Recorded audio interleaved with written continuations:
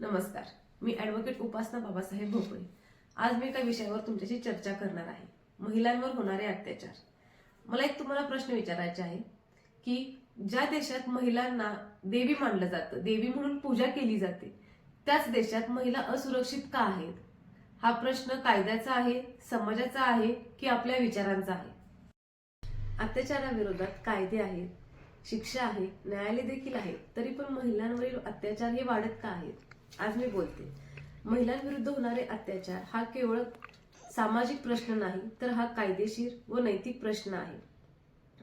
मैत्रिणींनो, लक्ष द्या. अत्याचार म्हणजे काय? अत्याचार म्हणजे लैंगिक छळ, सासरी होणारा हिंसाचार, अपुरे शिक्षण, जबरदस्तीने केलेले लग्न, कामाच्या ठिकाणी होणारा लैंगिक छळ, हे सगळे अत्याचारामध्ये येतात. आजची स्थिती. आज स्त्रिया घरी सुरक्षित नाहीत, रस्त्यावर सुरक्षित नाहीत, कामाच्या ठिकाणी सुरक्षित नाहीत. साधं गल्लीत फेरफटका मारायचं म्हटलं तरी देखील स्त्रिया तिथं असुरक्षित आहेत. कोण कुठल्या नजरेनं आपल्याकडे बघेल, कोण कधी काय करेल याची भीती प्रत्येक स्त्रीला वारंवार होत असते. किंवा जर एखाद्या स्त्रीवर असं काही घडलं, प्रसंग ओढवला, तर ती तक्रार देखील करत नाही पटकन जाऊन, किंवा तक्रार करतच नाही. तर कशासाठी? तर पुढील होणारी बदनामी, कुटुंबाची बदनामी, कुटुंबाला होणारा तो त्रास, ह्यामुळे पीडित महिला कधीही आपल्या विरोधात जाऊन किंवा आपल्यासाठी कधीही ठामपणे उभी राहिलेली आपल्यासाठी दिसत नाही. न्याय मिळणार नाही. तर तुम्ही ह्या संदर्भात, म्हणजे मी जेव्हा पण कोर्टात जाऊन बघते की आत्ताच्या घडीला की अशा पण काही केसेस आहेत की मुलगी साधी रोडवर गल्लीत फिरत असती आणि पाठीमागून येऊन कोणतरी पुरुष तिची छेड काढतो. तर अशा साध्या साध्या गोष्टी सुद्धा तुम्ही तुमच्या घरी जाऊन सांगा.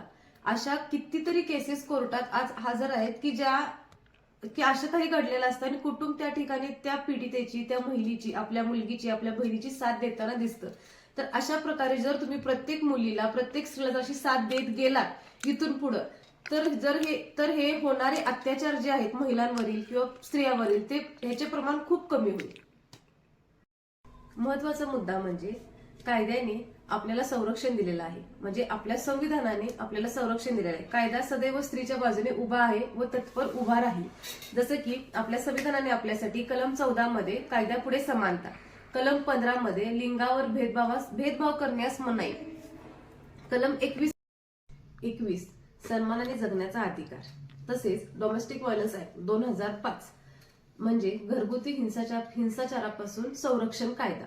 ह्याच्यामध्ये जेव्हा एखाद्या स्त्रीला तिच्या सासरी जेव्हा जाच केला जातो, मग ते कुणापासूनही असो, सासरा असो, सासू असो, ननंद असो, जाऊदीर, कोणीही असो, त्यांनी जर तिला जाच केला असेल तर त्या संदर्भात हा कायदा तिथे लागू होतो. नंतर IPC सेक्शन 354 म्हणजे स्त्रीच्या लज्जेला इजा पोहोचवणं किंवा धक्का पोहोचवणं. याच्यामध्ये तिच्या प्रतिष्ठेला मान मर्यादेला जेव्हा इजा पोहोचवली जाते मुद्दामून, तर हा कायदा तिथे लागू.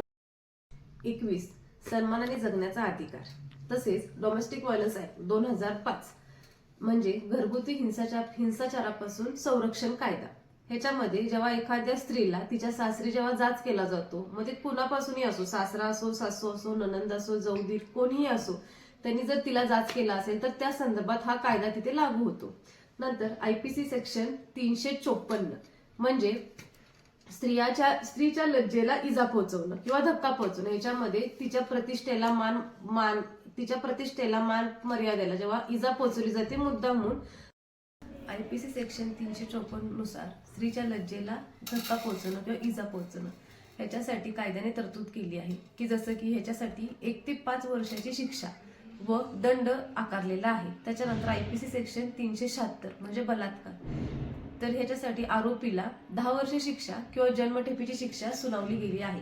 त्याच्यानंतर पॉश ऍक्ट 2013, तर ह्याच्यामध्ये कामाच्या ठिकाणी होणारा लैंगिक अत्याचार ह्याच्यासाठी प्रतिबंध कायदा केलेला आहे. डावरी प्रोहिबिशन ऍक्ट म्हणजे हुंडा प्रतिबंध कायदा 1961, ह्याच्यामध्ये हुंडा देणं किंवा हुंडा घेणं हे दोन्ही प्रकार कायद्याच्या दृष्टीनं चुकीचे आहेत. आता वर जे मी काही कायदे तुम्हाला सांगितले, अशा गोष्टींसाठी किंवा अशा गुन्ह्यासाठी तुमच्यावर अत्याचार झाले असेल तर आपण सर्वांनी किंवा महिला आयोगाकडे तक्रार केली जाऊ शकते. ह्याच्यामध्ये तुमचा हुंडा प्रतिबंध कायदा येतो, डोमेस्टिक व्हायलन्स ऍक्ट येतं, परत बलात्कार असेल, महिलांविरुद्ध जे काही गुन्हे घडतात ह्या सगळ्यांच्या तक्रारी आपण महिला आयोग यांच्याकडे देऊ शकतो. तिथं आपण दाद मागू शकतो आणि तिथून आपल्याला मदत मिळतेच मिळते. या सगळ्यांसाठी कायदे मजबूत आहेत, तत्पर आहेत, पण प्रश्न आहे ते वापरले जातात का? समस्या कायद्याची नाही तर मग समस्या कुठं आहे? तर अंमलबजावणीची, किंवा इतका विलंब का होतो, समाजाकडून होतो, किंवा कायद्याने काही तरतुदी नेमलेल्या आहेत तर त्या प्रोसेसमधून ती व्यक्ती किंवा ते लोक गेलेले असतात का? समाजाच्या मानसिकतेला घाबरून सुद्धा काही लोक तक्रार करत नाहीत किंवा त्याविरुद्ध आवाज उठवत नाहीत.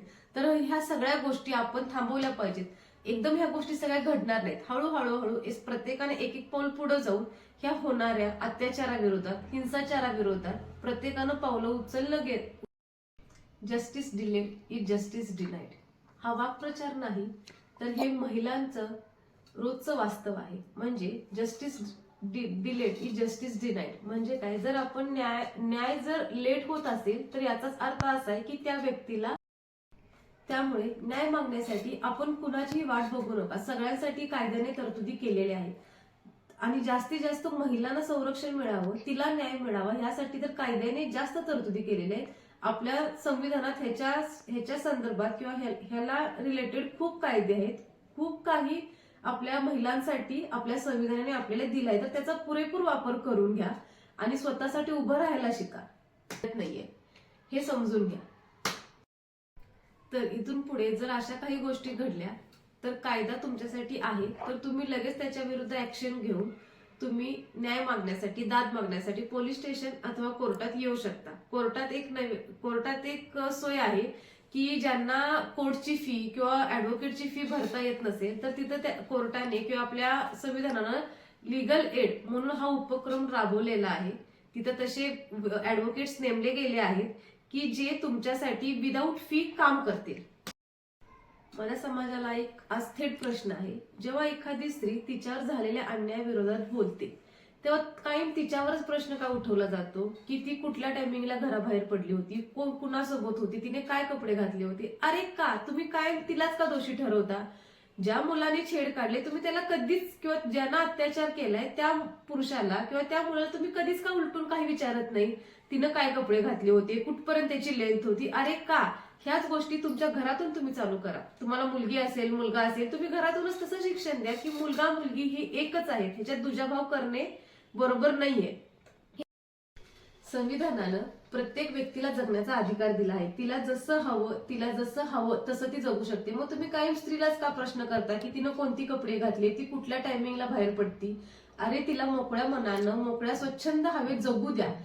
तिला नका तुम्ही प्रेशराईज करू की तिनं कुठली कपडे घातलेत, कधी बाहेर पडली. का पुरुष कधीही बाहेर पडू शकतो आणि स्त्रीनं मात्र 7च्या आत घरात.